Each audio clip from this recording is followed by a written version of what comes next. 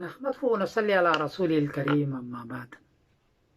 مولانا عثمان حسن زئی ہیں کراچی کے، میرے اچھے دوست ہیں۔ انہوں نے پوچھا ہے کہ شعبان میں چاند کی صورتحال کیا ہے۔ جواباً عرض ہے کہ 3 مارچ بروز جمعرات کو انڈیا میں چاند کو چاہیے ہے 9 ڈگری، برما میں چاند کو چاہیے ہے 8 ڈگری، بنگلہ دیش میں چاند کو چاہیے ہے 8 ڈگری، کراچی میں چاند کو چاہیے ہے 9 ڈگری اور پشاور میں چاند کو چاہیے 8 ڈگری۔ 9 ڈگری میں بہت مشکل سے دوربین سے نظر آتا ہے۔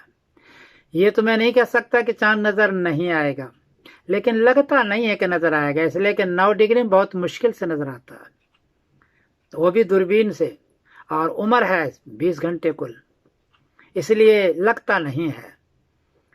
4 مارچ بروز جمعہ کو انڈیا میں چاند کو چاہیے 21 ڈگری، برما میں چاند کو چاہیے 21 ڈگری، بنگلہ دیش میں چاند کو چاہیے 20 ڈگری اور کراچی میں چاند کو چاہیے 21 ڈگری اور پشاور میں چاند کو چاہیے 20 ڈگری۔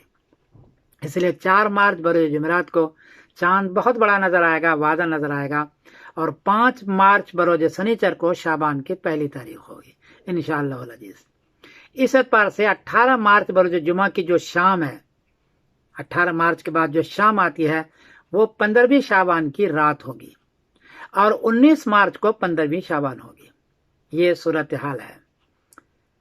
شعبان کے سلسلے میں اختلاف تو ہے، لیکن ابن ماجہ شریف کی ایک حدیث ہے، ترمذی شریف میں تو یہ بھی ہے کہ حضرت نبی کریم صلی اللہ علیہ وسلم اپنا قبرستان گئے تھے اور حضرت عائشہ بھی اس کے پیچھے گئی تھی، لیکن ابن ماجہ شریف کو اس میں حدیث ہے، اور حدیث کا نمبر ہے 1388، اور باب ہے باب ماجہ فی لیلۃ النصف من شعبان۔ اس میں یہ جملہ موجود ہے، اذا کانت لیلۃ النصف من شعبان فقوموا لیلہا وصوموا نہارہا، کہ 15ویں شعبان کی رات ہو تو اس کی وہ جو رات ہے اس میں کھڑے ہوں، یعنی عبادات کریں آپ، اور اس کا جو دن ہے اس دن کو اندر آپ روزہ رکھیں۔ یہ ہے کہ اس دن کو روزہ رکھیں، لیکن ایک ہی حدیث اس قسم کی ہے، اس لیے بعض لوگ فرماتے ہیں کہ کمزور ہے، نہیں کرنا چاہیے، اور بعض لوگ فرماتے ہیں کہ نہیں، حدیث ہے، کو کرنا چاہے تو کر سکتا، البتہ زور نہیں ہے۔ یہ صورتحال ہے۔ میں سمیر الدین قاسمی بول رہا ہوں مانچسٹر انگلینڈ سے۔ السلام علیکم ورحمۃ اللہ وبرکاتہ۔